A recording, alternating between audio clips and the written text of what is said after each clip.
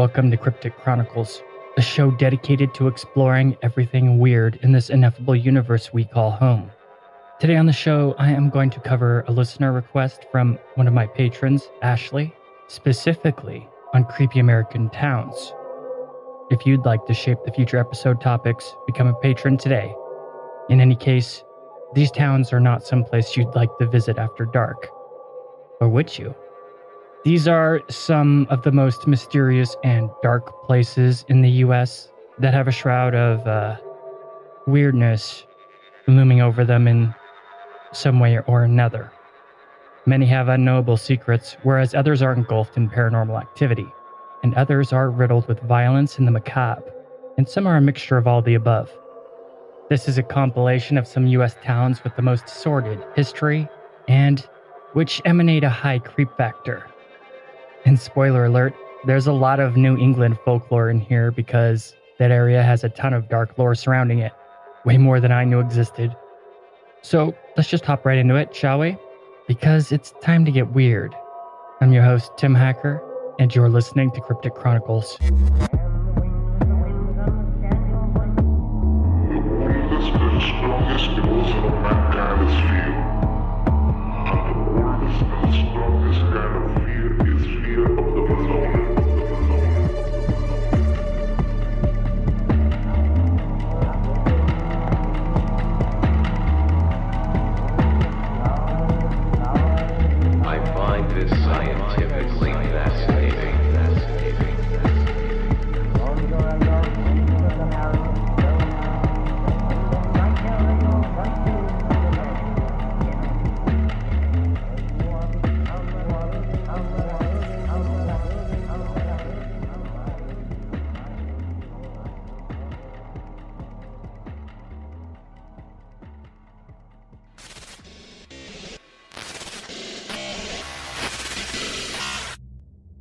We're going to start off with Skidmore, Missouri. Some say that this is the most creepiest town in America, but I'll let you be the judge of that. It basically has the population of a corner strip mall, being around only 200 people, at least in modern times. The town's history is shrouded in darkness and suffering, and its reputation is so sordid, houses are incredibly cheap, maybe even the most affordable in the country. The only problem is no one in their right mind would ever want to move there. For years, more and more people have slowly ditched this creepy town, and for good reason too. The disturbing violence that has plagued the town is as mysterious as it is macabre. Visually, the town is a living metaphor for depression. Driving down the streets, there's a boarded-up, dilapidated building, followed by a boarded-up, dilapidated building, and on and on. All small businesses are decaying empty shanties, and the roads are not maintained, nor most anything else there. And there's a mixture of theories on just why this town has fallen as far as it has, with the main reason being Skidmore's most notorious resident, Ken Rex McElroy. In the 60s and 70s, he was basically the kingpin there and owned the town. Think about how crime lords have owned areas in heavily populated cities, and, well, McElroy owned Skidmore. He did whatever he wanted, and his criminal activity is so diverse, it's surprising he's not more well known. Local businesses and farmers were regularly stolen from and shaken down. He'd kidnap any woman he found attractive, as well as those as young as 12 that he added to his collection of wives that resulted in over a dozen children. Pretty sick stuff. No one was above his violence if they got in his way or bothered him, and the number of victims is still unknown because of how he controlled everyone in the town with an iron grip. Those who did try to use the law against him quickly regretted it. He had mob connection lawyers and secrets used as weapons concerning high officials. Supposed doxing and urban harassment is a problem in modern times, but how he used it was straight up barbaric and brutal. Those people are baby amateurs compared to McElroy, who'd spend tons of money on focused harassment campaigns toward anyone who stood against him. This included career criminal stalkers, murdering pets, arson, and even straight-up executions, usually committed by firearms. Law enforcement wouldn't dare stand against him. Even they were under his whim, and all the while, literally everyone hated him and wished him dead. Somehow the guy kept this up for 2 decades. It all didn't end until one day a local citizen just straight up and shot the guy in the middle of town in front of around 50 witnesses. McElroy died, and what's fascinating is not a single witness would say just who this vigilante shooter was. Every single one of them refused to speak about it even to the present day. When law enforcement conducted an investigation, none would even hint at who the mysterious gunman was.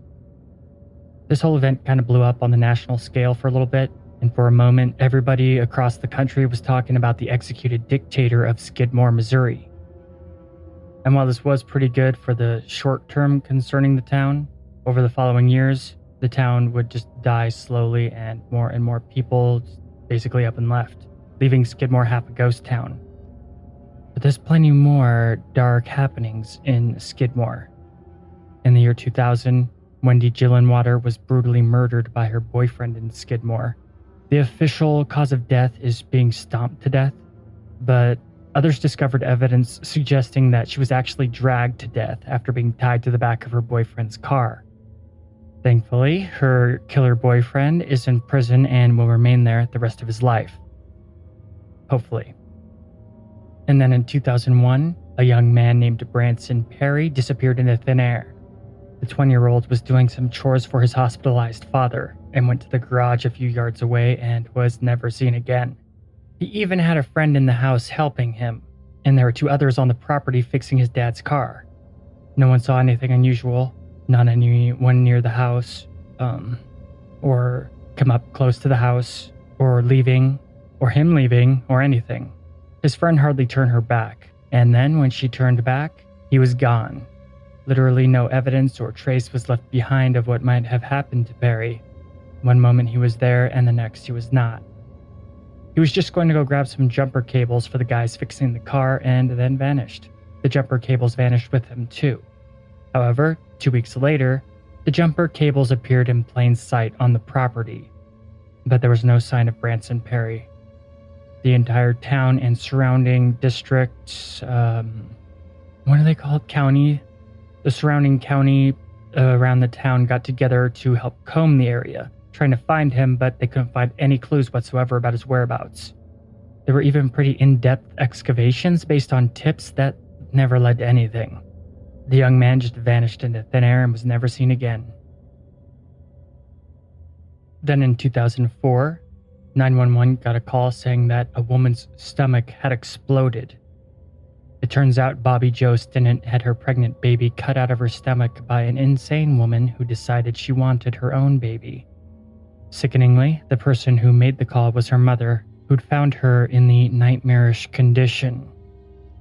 Beyond all luck, though, the baby was actually recovered and survived. Somehow, the baby was actually found within a day thanks to excellent police work. And despite such a pre-birth, the baby grew up to be healthy. The killer baby thief, though, is scheduled to be the 3rd woman in American history to be executed by the federal government. And let's hope they follow through with it. Skidmore's encompassing county of Nodaway also shares bizarre violence and oddity. In any case, this creepy town is not somewhere that you should ever visit, and the 200 or so people still living there should probably skip town. It's definitely a place of many secrets and mysteries that will remain shrouded and the truth never to be revealed. And let's move on to some New England folklore, with the notorious town of Bridgewater, Massachusetts. This creepy town close to Boston is home to a crazy amount of strange, and it's one of the hot spots of an area dubbed the Bridgewater Triangle, which is similar to the Bermuda Triangle in anomalous activities. The triangle is roughly defined as a 200 square mile area between multiple towns, and the area is known for brutal murders, occult activity, and unexplained animal mutilations.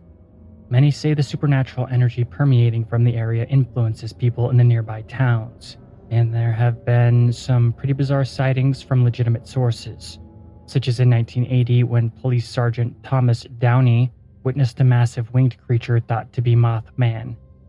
The Native Americans in the area considered it to be a land that is both sacred and dangerous, with dark forces flowing through it. If you'd like to get deeper into the Bridgewater Triangle, there's an excellent book on it by author Lauren Coleman. Or I could just cover it in a future episode. But some say that the cause of the paranormal activity is from a Native American curse. And indeed, historically, the natives of the area had many reasons to curse the land. A revered Wampanoag tribe artifact, best known as the Wampum Belt, was lost during King Philip's War, and local legend says it's not only the death of natives by American hands in the area, but this disrespect of a sacred object that caused the curse. Natives are said to have summoned up dark spirits to damn the land and have their revenge upon their European enemies. Camp Titicut Reservation is an area originally settled by Native Americans during the 1500s. The location was home to an ill-fated boys' summer camp in the 30s that didn't last very long. It turned out to be an Indian burial ground and was quickly dissipated, and archaeologists found all kinds of native remains and artifacts in the area. Hikers through this one-time camp have claimed to see numerous apparitions of natives, as well as the spirit of a young boy who drowned in a nearby lake. Cold spots are commonly reported, and overall, people claim there is an otherworldly feeling of being watched by something in the area. In 1979, a pimp named Carl Drew murdered a woman as a sacrifice to Satan in the woods. Drew was a cult leader and committed a lot of horrific crimes, and some of the women that he killed, he tortured before killing them, including pulling their fingernails out. One woman he decapitated and kicked her head around like a soccer ball before doing some pretty messed up stuff with her corpse, if you get my drift. And that's just the icing on the cake concerning Bridgewater. There's been so much weird stuff to happen here, it's hard to keep count. There's been men in black, UFOs, abductions, ghosts, cloaked figures, unnatural lights, demons, and even Bigfoot is allegedly spotted here. One of the earliest American accounts of high strangeness in Bridgewater goes back to the colonial era, in which the sky anomalously turned a sickly yellow for some reason.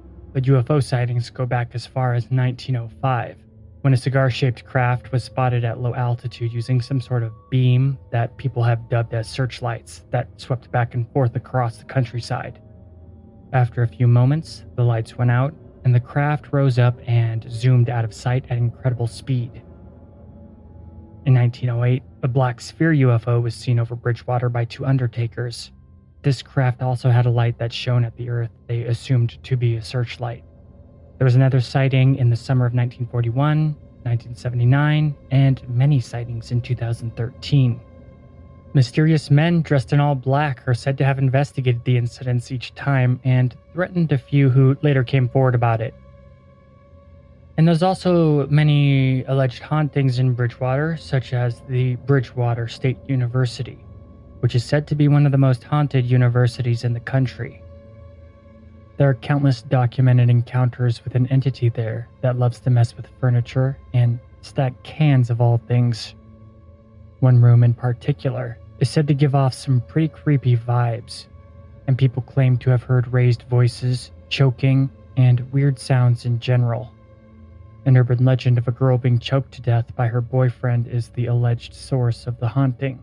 But there's plenty of other spirits too, including one that messes with electronics and randomly turns showers from hot to freezing, as well as the former headmistress who died by falling off the roof, among many more entities.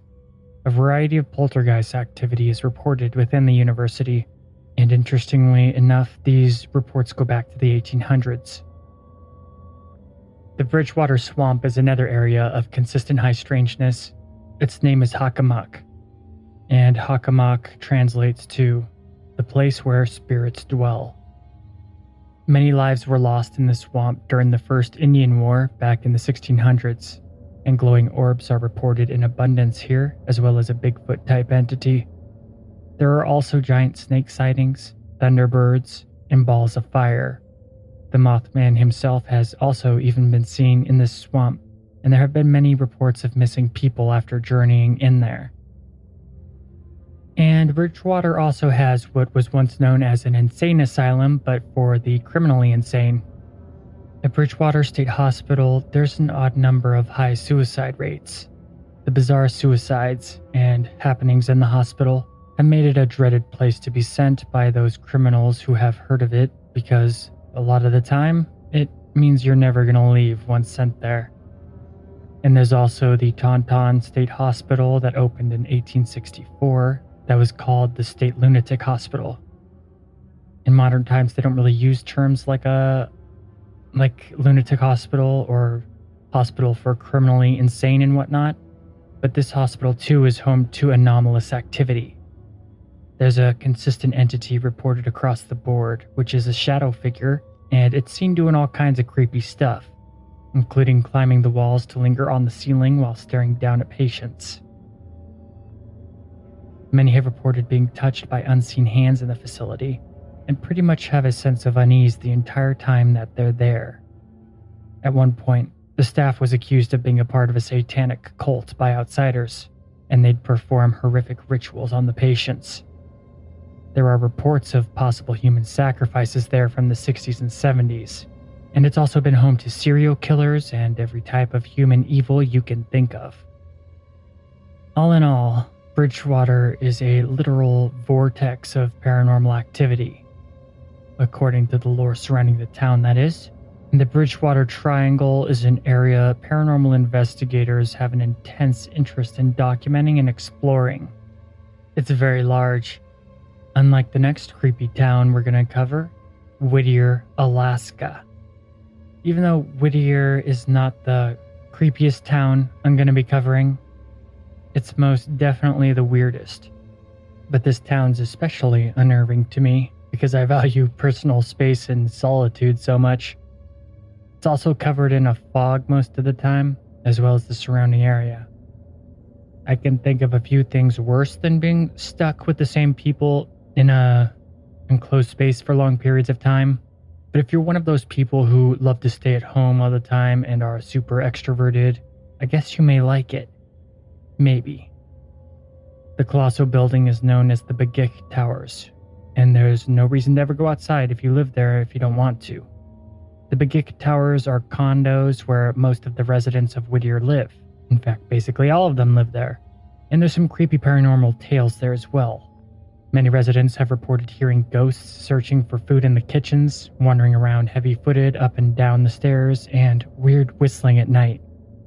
But I mean, get this, the main point, if you didn't get it yet, is the town of Whittier is basically just one giant building. A whole town in one massive building. Originally, it was a military outpost during World War II that was made for a genuine possible conflict on American soil. So it's a pretty heavy-duty structure able to withstand bombs. Still, over the years, former military people stationed there returned as well as other civilians, and it has legit become its own thing. And anything anyone could need is found within this one giant building. It's got a post office, store, hospital, and everything you could think of that any town would need. Whittier School is connected to the building through an underground tunnel, so you're still connected to everyone else even if you're away. Remember, we're talking about Alaska here, so the weather is hardcore, just like Alaskans in general and everything they do. So going to school through an underground tunnel really cuts out a lot of the stress of having to risk your life just to get to class. It all kind of reminds me of a setup for a SCP from the SCP universe, and I can see this town getting really freaky and creepy fast if society breaks down or there's some natural devastation, tragedy or something that cuts them off from the rest of the world. The town is decently close to Anchorage, Alaska, but is not easy to access because the only way to get in is by boat or through a single drive-through tunnel that closes every night. And if you miss the closing time, then enjoy sleeping in the sub-zero weather. Many visitors say that the tunnel drive through the mountain is unsettling, to say the least, because of how long it is and the sheer darkness you have to go through with the crappy lighting. And when you exit the tunnel, it opens right up to the waterfront, which is almost universally covered in fog. So it's like a video game or something, like when you enter Silent Hill or some other horror game. But honestly, having only one way in or out to such a weird and creepy place is kind of a nope moment for me. But I'd still go there though, especially to camp. However, that's not all. The Buckner Building is another one of those vast buildings, similar to the Big Ick Towers in some ways, only it's completely empty and abandoned and also known for paranormal activity. It too was used as a military housing in the 1950s and has many unnerving aspects about it. People say they hear talking and footsteps throughout the building, but no one is ever there. It was abandoned back in 1964 after taking a lot of damage from a 9.2 earthquake, the most hardcore earthquake on American record, but the funny thing is, the building can't be demolished. The building was constructed to be bomb-proof, so tearing it down would be highly expensive, and out in the middle of nowhere, it's just not worth it. In saying that though, the structure is surprisingly stable and doesn't look like it's going anywhere anytime soon. But if you can see pictures of it, I do suggest you go check it out. It looks super creepy and definitely could find its own place in a horror game. Whittier also has a campground, which is why I said I'd go camp there. But it has a campground that's said to have paranormal activity there. And I mean, Alaska is one of the most beautiful places in the world and I love nature, so I might just go here one day. But I tried to find out why people say the campground is haunted, but could only find accounts of unexplained phenomena. And no elaboration on these accounts whatsoever. They're just like, oh, there's weird stuff that happens there, or oh, it's haunted.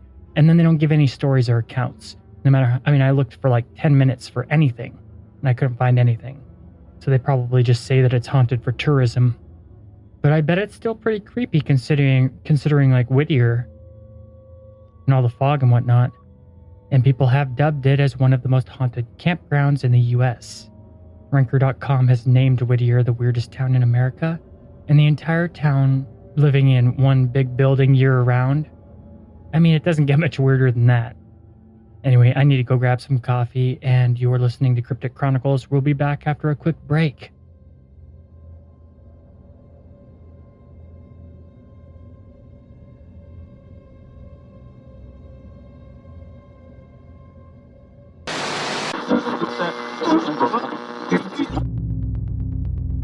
Do you like food? Do you not like going places?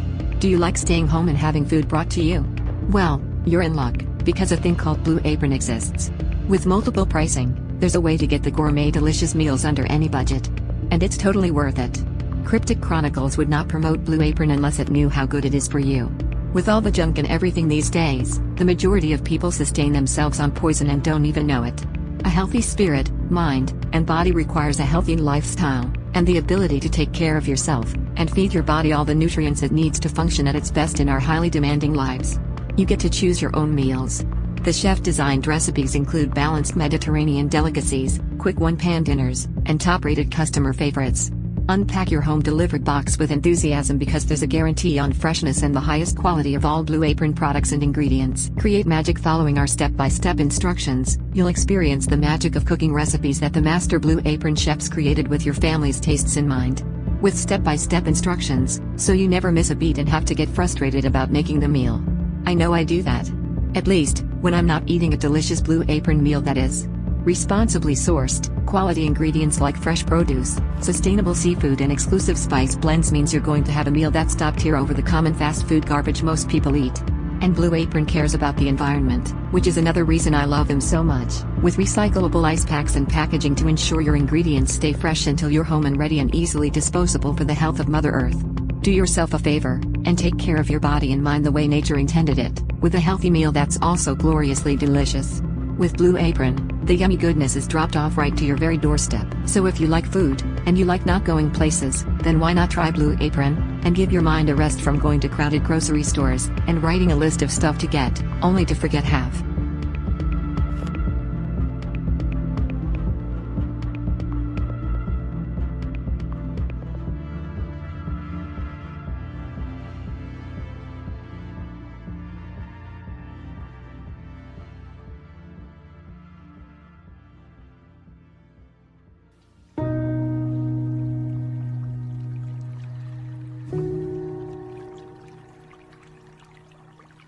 Hello, my name is Nessie. You might remember me from such places as Loch Ness, because I'm a Loch Ness monster. Cryptic Chronicles is sponsored by Blueberry. If you're interested in making your own podcast, just go to blueberry.com, or by going to crypticchronicles.com, click on the sponsor link on the homepage.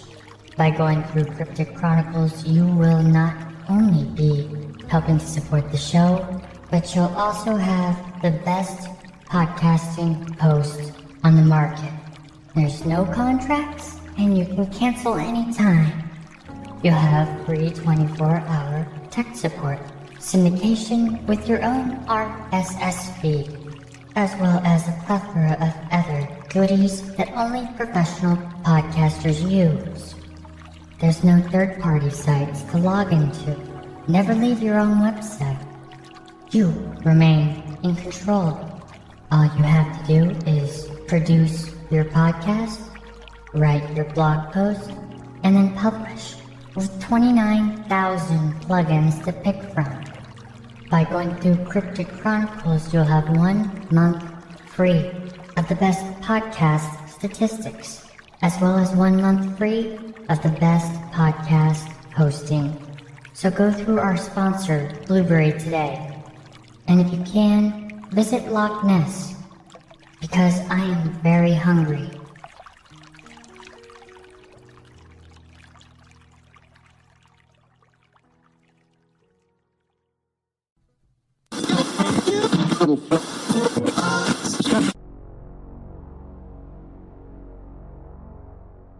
Our next destination is Bannack, Montana. Montana has always been a state for wild hearts of an independent and free nature. I've actually backpacked there for 2 weeks in Lolo National Forest and spent a decent amount of time in the state, including an entire summer at one point. And I have to say that I love it there, and the people especially. But at the same time, Montana is sparsely populated, and nature is the real force in charge there. This wild nature of the state was even more of a thing in 1862, when gold was discovered in an area of the state called Grasshopper Creek within Beaverhead County. As with many areas where gold was discovered during the American Gold Rush, a small town was thrown together basically overnight. People from all over came to make their stake and strike it rich. Bannack was one such town, named after the local Bannack Native Americans. In the span of a single year, it went from some thrown-together shacks to a population of over 3,000. The town was even briefly the capital of the Montana Territory, so it has historical significance. And like the majority of towns where gold was discovered, eventually, when it all dried up, so did the town. It did take around 50 years for the town to fully die though, but ultimately, in 1940, the last residents to live there packed up and left. The town still stands there today, and is in surprisingly good condition. The creepy nature of this still standing and intact ghost town is only heightened from its dark history. In such remote areas as Bannack, effective law enforcement and government was difficult, leading to many unfortunate circumstances.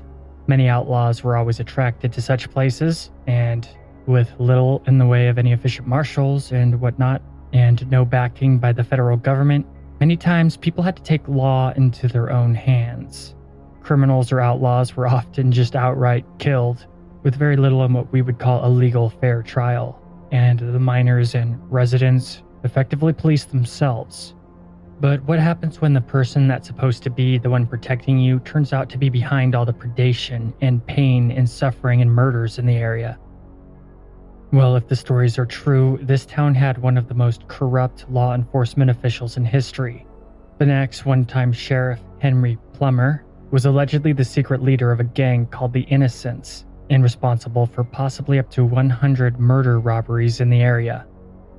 I say allegedly only because the sheriff was not given a fair trial and got hung by vigilantes, as well as his deputies, among others who claimed to be a part of his gang.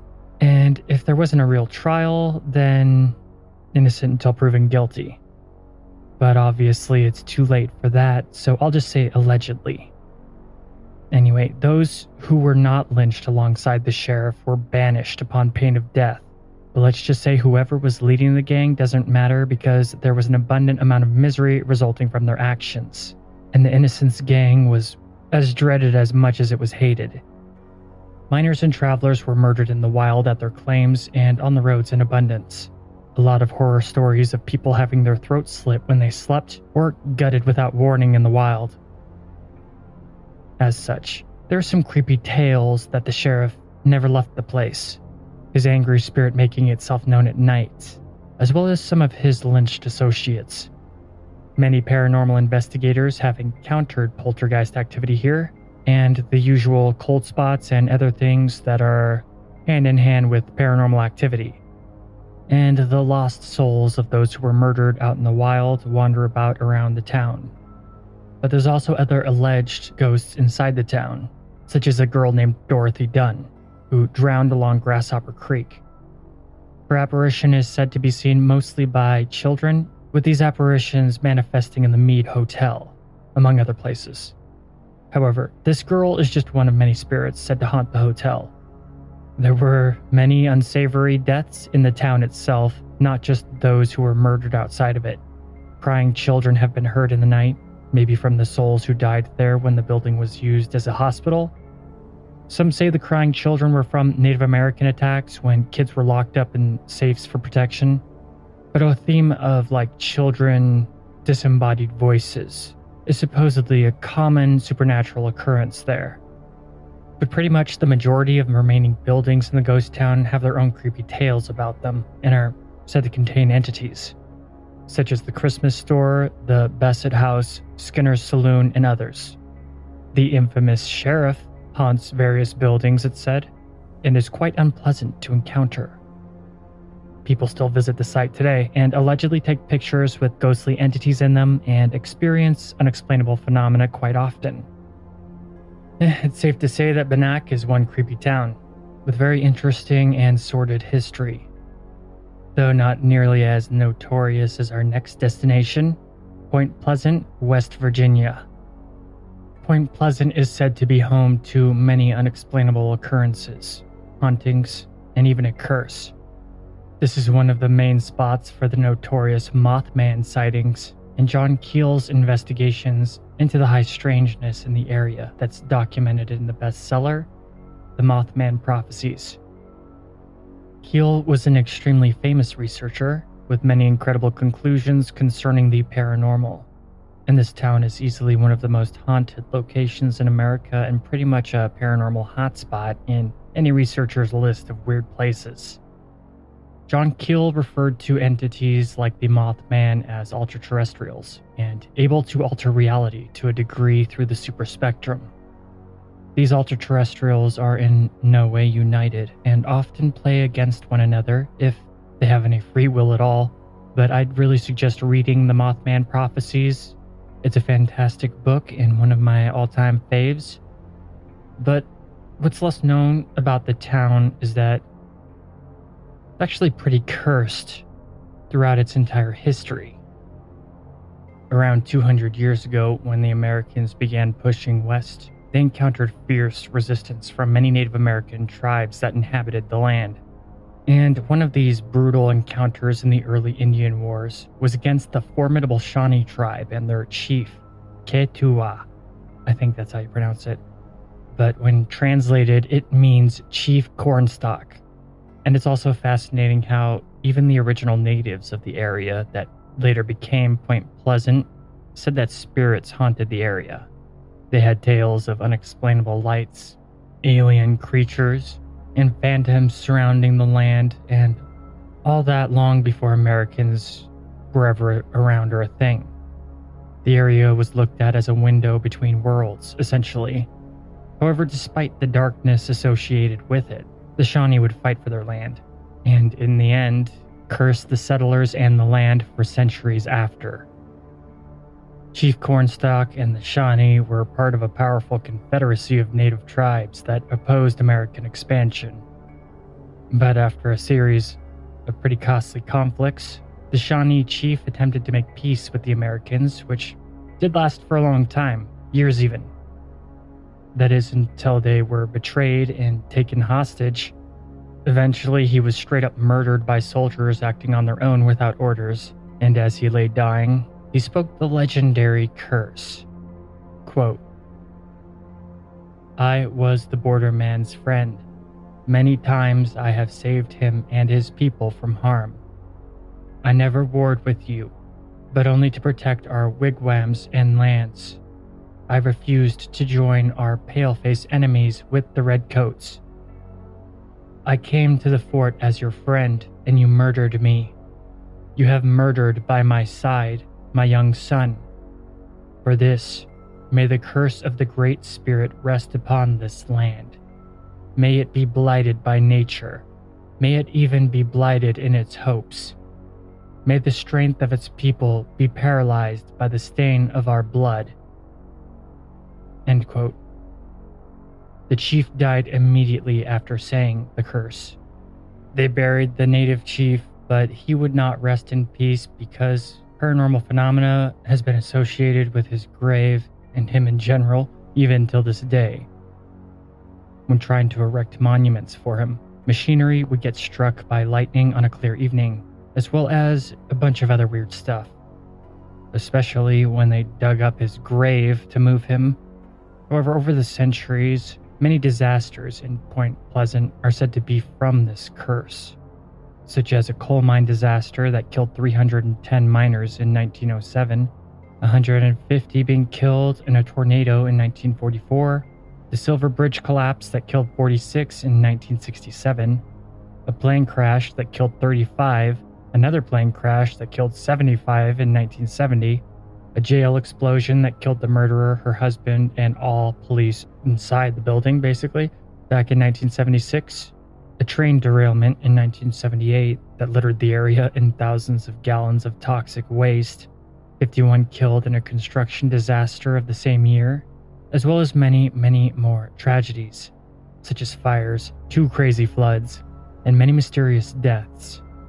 If I were to mention them all, it would take forever, but let's just say a lot of bad stuff happens to people in this creepy town.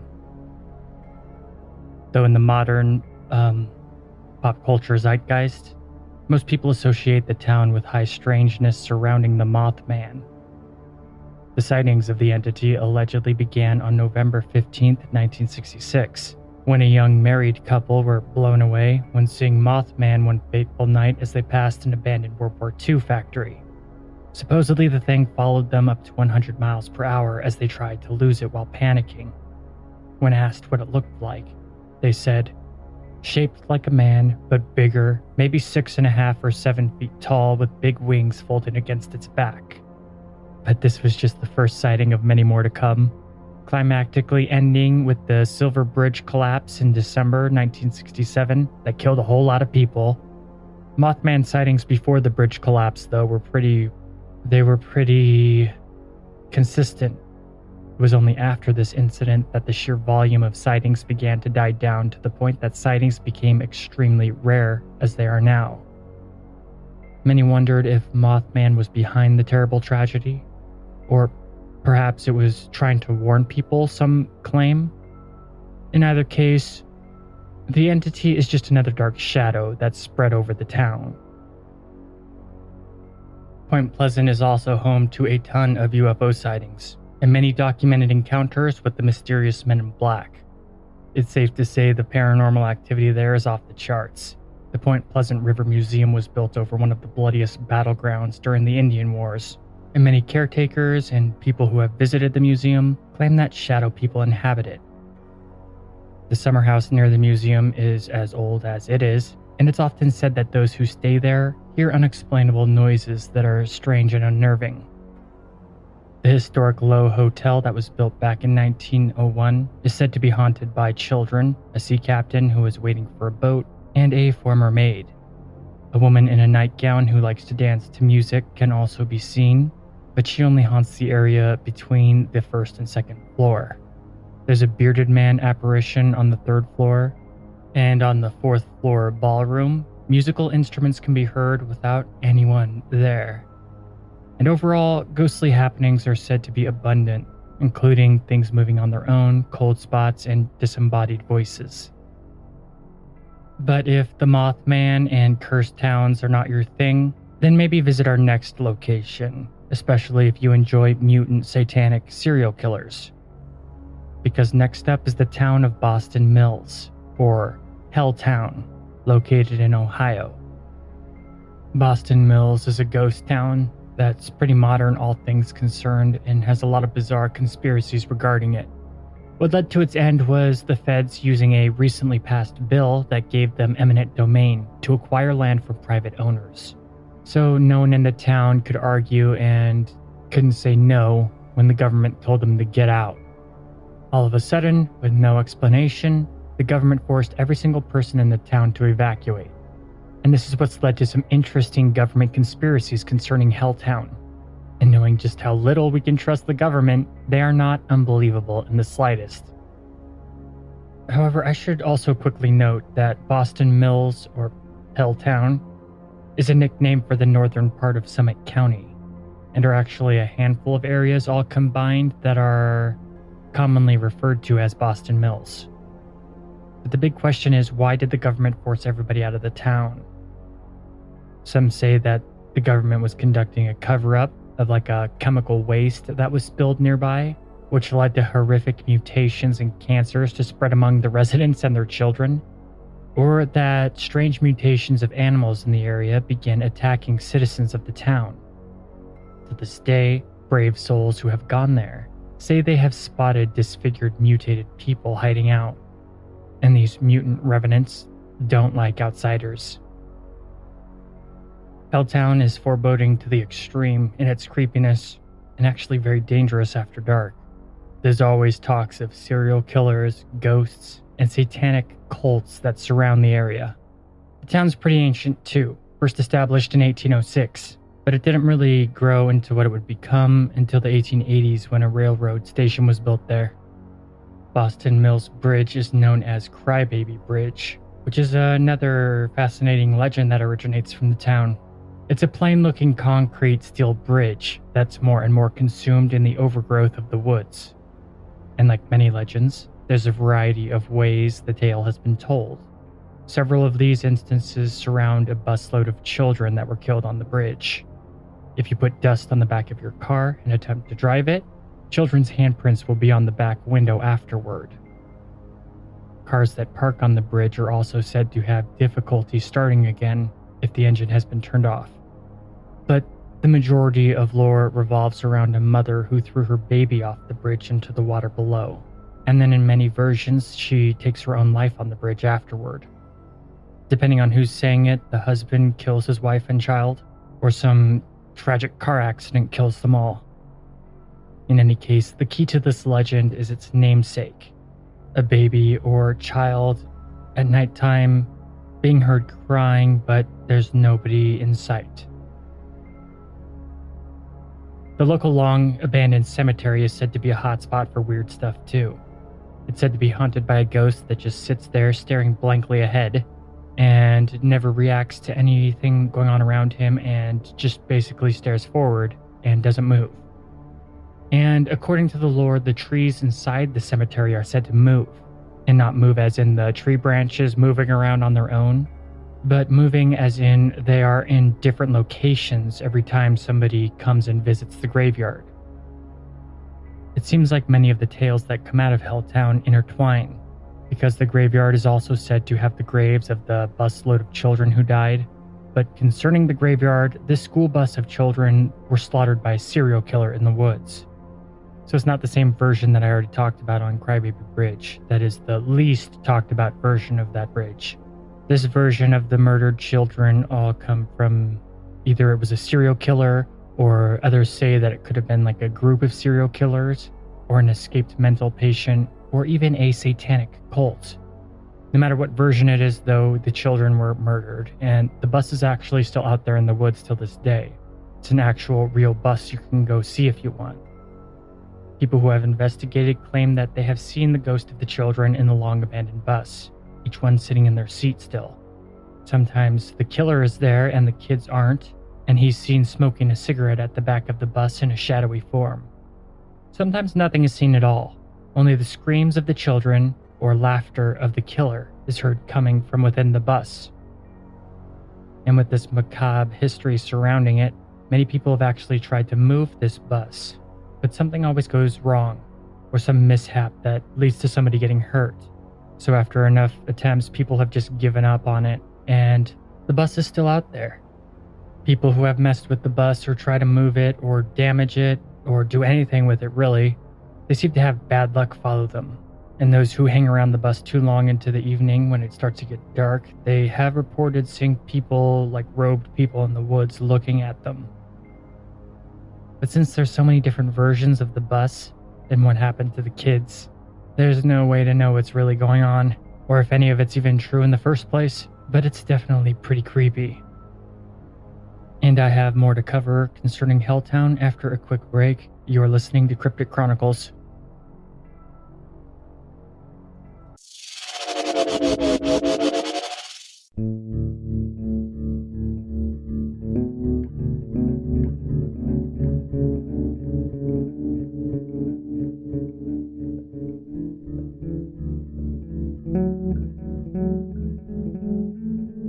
Hi there, thanks for listening to Cryptic Chronicles. The show is sponsored by Blueberry, and if you're interested in starting your own podcast, use our link. We'll even give your podcast a shout out. Go to crypticchroniclespodcast.com and click on the Blueberry link on the homepage. By doing so, you'll be helping the show. Blueberry is optimized for iTunes as well as all podcast hubs. You won't have to worry about expensive contracts or fees. In fact, you won't have to leave your own website.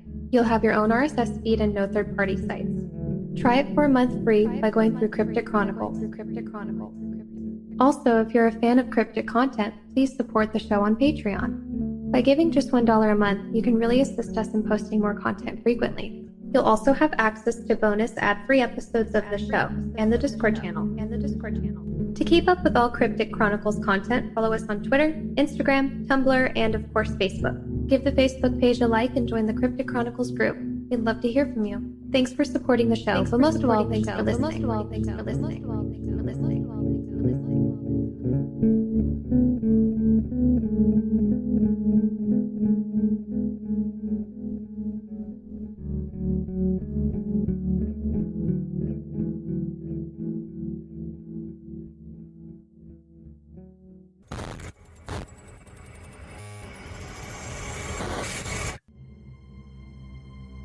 Hello, dear listener. Have you ever had a paranormal experience? A spiritual or esoteric experience? Have you ever seen a UFO or something that you could not explain? Have you ever witnessed anomalous activity that defies reality? Have you ever experienced unexplained mysteries of existence? If you have your own cryptic tale and would like to have it shared on the podcast, then call 1-800-757-6049 and leave a message of your experience. If it's what Cryptic Chronicles is all about, then it will be shared on the show. Just make sure you thought about what you will say ahead of time, and give a clear and concise account. Also make sure to leave your name, where you're from, or any information that will assist in making a clear picture to portray to listeners of Cryptic Chronicles.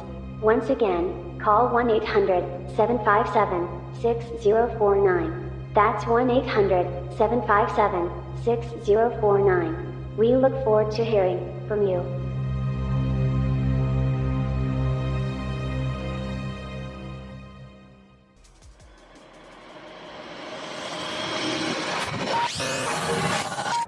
We're back. Continuing our journey through Helltown, there's also the legend of the house in the woods, which is abandoned, of course, but always has a light on in an upstairs window. So these woods in the area basically seem to be pretty creepy as hell, don't they? And like I've already mentioned, there's also the alleged satanic cults in the area, with many of these cult tales revolving around an abandoned church. This church appears to be well maintained, but it's never open for mass, no matter what time anyone goes there. An evil man is said to live in the basement, and he protects the building from outsiders. He refuses to let people see his face, and if you try to look at him, he just hides it, pretty much just telling people to go away and threatening them with horrible violence. This guy is not pleasant in any encounter that's been documented. When people look inside the windows, there's always candles burning inside, even at night. and the church has decorations of upside-down crosses all about it and other occult symbols. There's also many dangerous roads in the area that are said to be haunted, have mutants living there, or just unpleasant people about. Like the legend of the hearse. On one of these particular roads that should be avoided, if you go past the road closed signs, you will find a house in which a creepy man lives. Depending on who's telling the tale, it's also said to be a family. But upon noticing the intruders, they will chase them off and then chase them throughout the town, down the abandoned, the area. They'll chase them in this hearse that only has one headlight. And some say that it vanishes later, or it vanishes once the people start to get out of the abandoned town.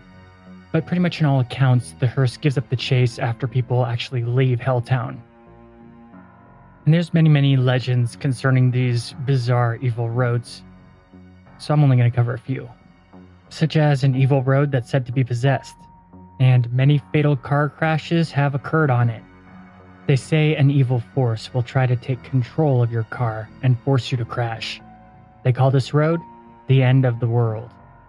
And if you drive down it at night, a group of robed Satanists will surround your car and form a human chain in an attempt to trap you there. Apparently only a few people have ever escaped this, hence somebody living to tell the tale. Another messed up highway is the Highway to Hell, in which a serial killer with an axe has been butchering motorists who travel there for years. Police have been unable to apprehend him so far, but then again, few police are actually even willing to go into the ghost town at all, especially at night, which is when the serial killer strikes. And there's another area that concerns these hooded cultists, these Satanists, and that's a place where two roads dead end for no reason because the roads both continue. The Satanists put up road closed signs to keep people from finding their hideouts. If you go past the road closed signs in Helltown to the end of the dead end street, you will find a creepy cemetery. And robed figures are almost always seen there at night, as well as reports of mutants and other abandoned homes that contain these weirdos. And I think that that's a pretty good summary of Helltown and its places of interest. All in all, I could go on much more about the darkness surrounding this creepy town, but let's move on to the town that inspired Silent Hill, Centralia, Pennsylvania. I had mentioned Silent Hill briefly when talking about coming out of the tunnel to Whittier, Alaska, with all the mist and whatnot, but it's fascinating that there is an authentic town that inspired the vibe of the original Silent Hill games. After all, we are talking about creepy American towns, and it doesn't get much creepier than Centralia, which was once a pretty prosperous mining settlement. And FYI, I keep showing reverence to the original Silent Hill games because I don't like the ones that are after the third game. Not only were they not made by the original people who created Silent Hill and all the lore behind it, but after the original trilogy, they just completely butcher everything. And it kind of becomes a parody of itself. Anyway, the town is located in Columbia County and had a population of around 2,000 residents in its prime. Then in the 60s, an underground mine fire broke out. The town's residents were forced to evacuate because of the constant smoke and ash in the air. It was almost like the town was constantly snowing, but the snow was ash. I find this ironically amusing because in the games it's supposed to be mist, like a super thick paranormal fog, but has the look of Centralia. However, when they made the live-action movies about Silent Hill, they went the ash route, which the paranormal fog in the movies is just a paranormal fog of ash, making the movies mirror Centralia, which Silent Hill is based off of in the first place. But as of modern times, there are still people who actually live in the area, but there's only a population of 5. Yes, 5 people. The town came into prominence in 1866, back when the coal mining industry was the primary employer in the area. The town grew and grew. It had its own school district with an elementary school and high school. There were 2 Catholic schools, 7 churches, a bank, a post office, theaters, grocery stores, the whole caboodle. And though the town had a population of around 2,000 at its peak, There was also around 600 people that lived in the town's direct surrounding area. Now, just what caused this never-ending fire under the town remains a mystery. One theory is that the volunteer fire company was performing a controlled burn in an abandoned strip mine to clean up the town landfill, and something went wrong. Or it was not put out correctly and lit back up later after the firemen left, then spread. The excess amount of trash is considered the most likely culprit, but in truth, we can never know and will never know the whole story, or if there was more going on behind the scenes, since stuff like that is usually covered up. In any case, the town residents soon began to complain about a horrible stench not long after the underground fire started to get out of hand. So it was evident that the fire had spread to the coal seam underneath Centralia. It just got worse and worse. And though the miners tried to fight the spreading flames as best they could, constantly pumping water into the ground and even covering the cracks with clay, eventually they decided it was a lost cause, and the call was made to evacuate the town. Many residents had already taken off on their own when the smoke and ash started coming up through the cracks in the ground, but others needed more persuasion that things would not go back to normal.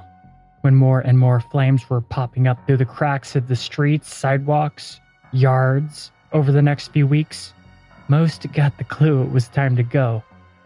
With ever-present clouds of ash in the air and literal flames coming up from the ground like as a hellscape, it probably didn't take too many people much convincing to get out of there.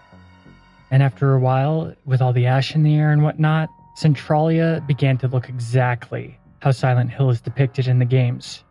And that fire that started in the 60s continues to burn even as I speak, and isn't looking to die down anytime in the foreseeable future. And interestingly enough, despite the hellish visuals that engulfed the town, there were actually some people who didn't want to go, and the local government evoked eminent domain, though a few still refused to leave despite the boot on their necks by the government. But within a concise amount of time, the once busy town was empty. Centralia has since become frozen in time, and is quite the spectacle on a creepy factor level. Those who just couldn't get over leaving their beloved town, or just didn't want to move on for various reasons, settled in the surrounding area. But this was a bad idea, because there was tons of documented cases of carbon dioxide poisoning throughout everywhere around Centralia. In 1981, a 12-year-old boy fell into a sinkhole that opened up out of nowhere in his backyard and just gulped him right up. Luckily, at the last second, he grabbed onto a tree root and was later saved by his cousin, but he inhaled an insane amount of carbon dioxide in his struggle. He did survive, though, but it wasn't a pretty picture. The sinkhole was just 4 feet wide, but 150 feet deep. That's crazy. Opening up right next to you when you're just hanging out in your backyard? That's horrifying. And it instantly erupted with toxic gases and heat, something out of a nightmare. It must have looked like a pit into hell. And it was after this incident the surrounding towns around Centralia were forced to evacuate. In the early 90s, eminent domain was enacted again, and all the underground fire towns were condemned. Though a few hardened lovers of the area still refused. That's those 5 people I was talking about. The Postal Service even revoked the area code. So there's no real reason to stay there unless you're a total weirdo. Or who knows, who am I to judge? Seems kind of weird though to purposely live somewhere where sinkholes into hell could pop up at any moment and the air can poison you. But that's just me. These days, Centralia isn't even included on maps, so you have to have an old one to find it.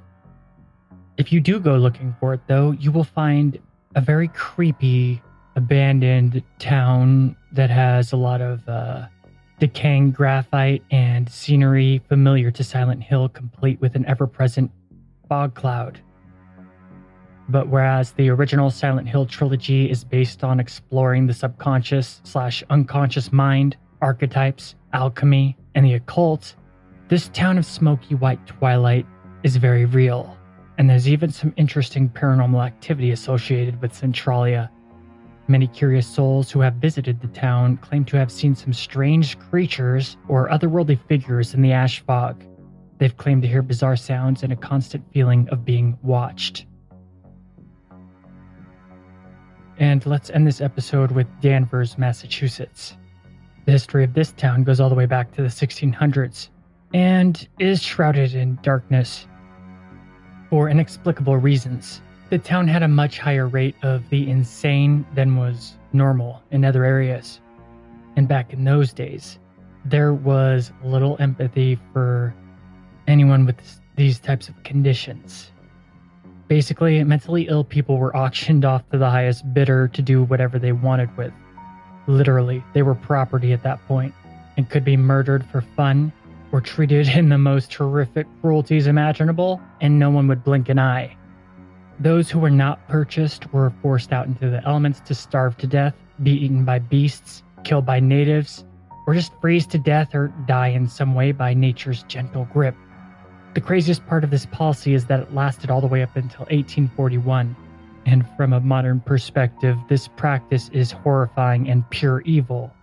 It's pretty grimdark, but there was eventually somebody who didn't like this kind of stuff because obviously it's really messed up, and her name was Dorothy Dix, who dedicated herself to reforming how the mentally ill were treated in America, but especially her hometown. Dix changed it up a bit and attempted to remove the brutality of the mentally disturbed in their community.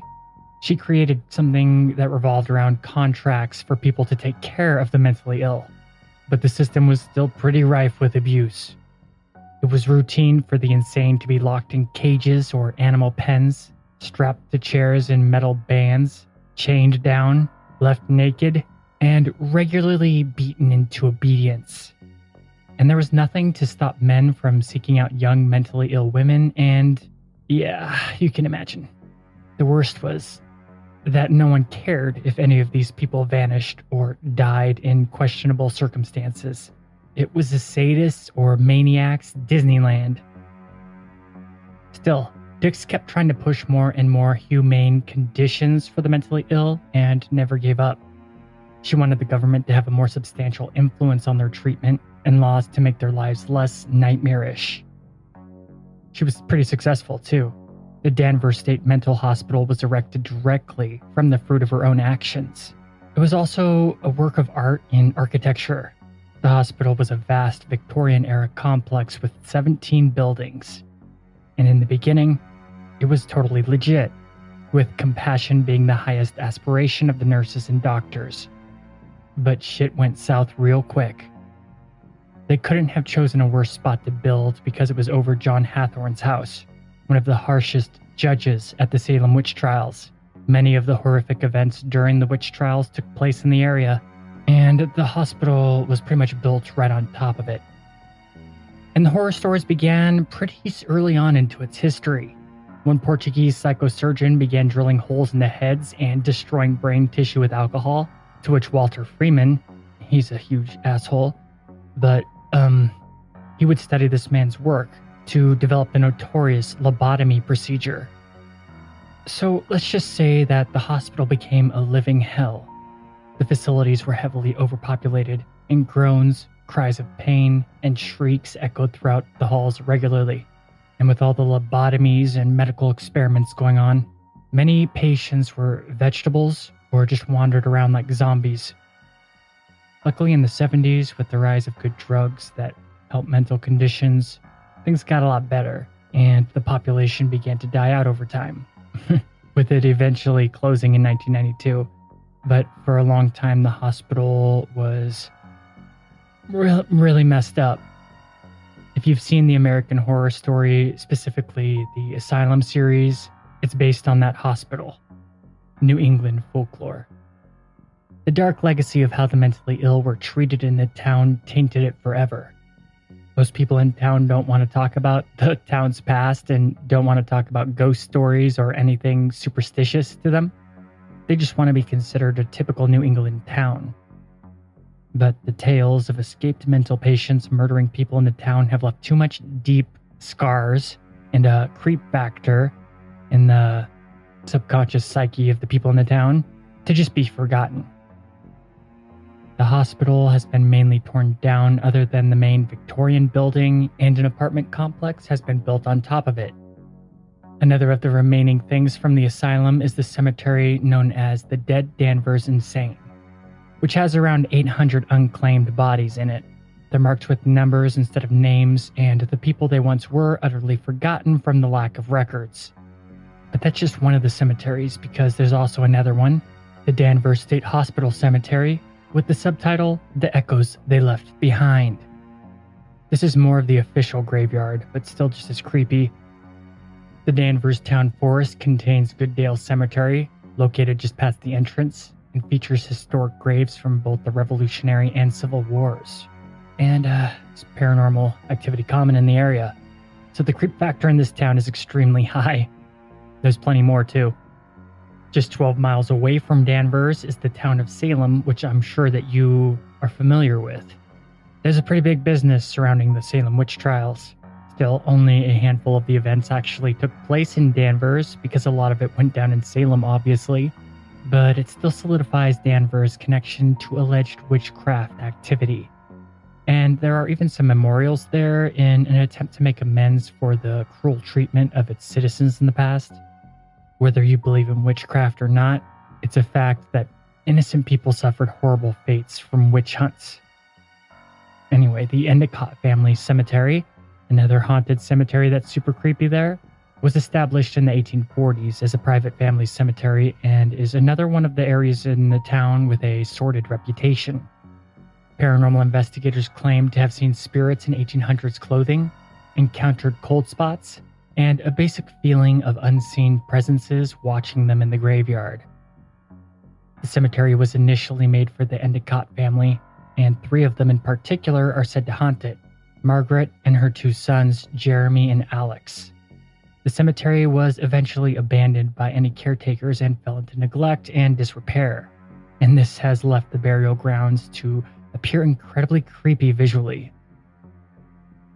The Peabody Institute Library is another hot spot for the unexplained in Danvers. Guests of the library claim that on the 3rd floor, they've witnessed the apparition of a man, with many of the people to work at and regularly visit the library claiming to have seen the ghost. But nobody knows his identity or the reason he haunts the library. There have been many accounts of a disembodied shh being said to people who talk in the library too loudly, and this phantom shushing has been attributed to the man. Still, the shh is never heard when the apparition is visually manifested. Then there is the bizarre explosions at factories that took place there that kind of remind me of stories from the book It by Stephen King. In 2011, out of nowhere, a loud eruption happened and caused a shockwave that rattled windows and shook houses not only in Danvers, but also in the surrounding communities. The loud explosion sound didn't seem to have a source and came out of nowhere for no reason. There were no fires or destruction, and investigators were obviously puzzled, with police scratching their heads and not knowing what to do or what to tell the concerned citizens. The really creepy thing was that a chemical plant in the area exploded there just 5 years prior, causing a damn earthquake and did a lot of damage. However, the explosion was from no source and had no physical evidence of the event or the aftermath this time. There is still no explanation for the phantom blast till this day, and it puzzles anyone who looks into it. And just 5 months later after this event, things got even weirder. A young man claimed to have dark experiences in the woods concerning aliens, and claimed that they were haunting the woods and killing citizens of the town. He ended up killing his own father with a hammer, and then stabbed him in the neck. The 24-year-old claimed that aliens had killed his father too. He even told this to his neighbors and then told them that the aliens were killing people in the woods and they had to save his cats. So all in all, the Danvers town is easily one of the creepiest and weirdest towns in America, hands down.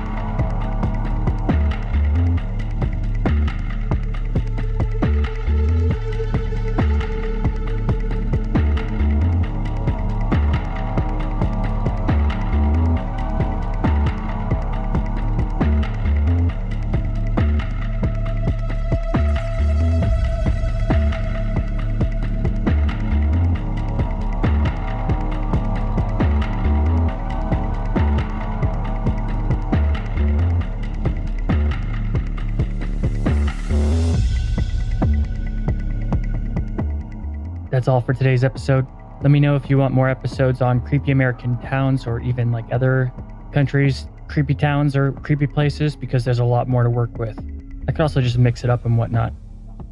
Cryptic Chronicles is available on iTunes, Spotify, Podbean, Stitcher, Google Podcasts, and basically all podcast hubs. You look for us and we're there. If you can, make sure to like and comment or review wherever you hear this content. It really helps out the show. And let's look at a couple comments or reviews. Aaron Johnson on the Bad DMT Trips video on YouTube says, DMT scared the shit out of me a couple years back. I'm ready to go again. Yeah, man, me too. But I actually want to try ayahuasca. You should look into it. I was going to do it for a little bit, but we even kind of had planned, but it fell through. And on episode 45, The Nephilim Part 6, Gnostics, Ashley Mack says, another good day. Thanks for posting. You're welcome. I hope you liked it. Stephen Butler says, as always, very well presented, and now even more information for me to research. Many thanks. Many thanks to you, sir. Vibrational Keys says, very well done. Thanks.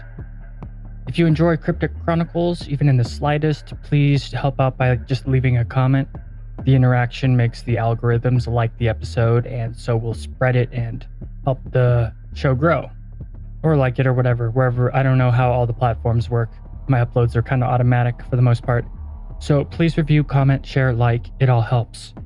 By pleasing the gods of the algorithm, you are doing more than your part in support. And if you really, really like Cryptic Chronicles and you happen to be awesome, then support the show on Patreon. For just $1, you can unlock full uncensored shows with no ads or anything like that. You will get access to exclusive podcast episodes and, depending on the pledge, can even do other awesome stuff. You'll also be able to join the Discord channel. You help me the direction of where I'm going with new content. Just go to crypticchronicles.com, and at the top, click on the Chronicler's Vault. It's a link to Patreon. Really means a lot to me, and thank you. And speaking of awesome, I'd like to thank my current patrons, MJ Calvo, Adrian, John, Celestial Weavers, Alien X, Lorna Grubb, Paul, Linda Gonzalez, Angela Delaire, Ashley, Brad Herbert, Lawrence Lee, and our newest patron, Patricia Coles. Thank you, Patricia. Welcome to the club. Thanks for supporting Cryptic Chronicles, but most of all, thanks for listening. And as one of the most successful entrepreneurs ever to create their own city once said, a man chooses, a slave obeys.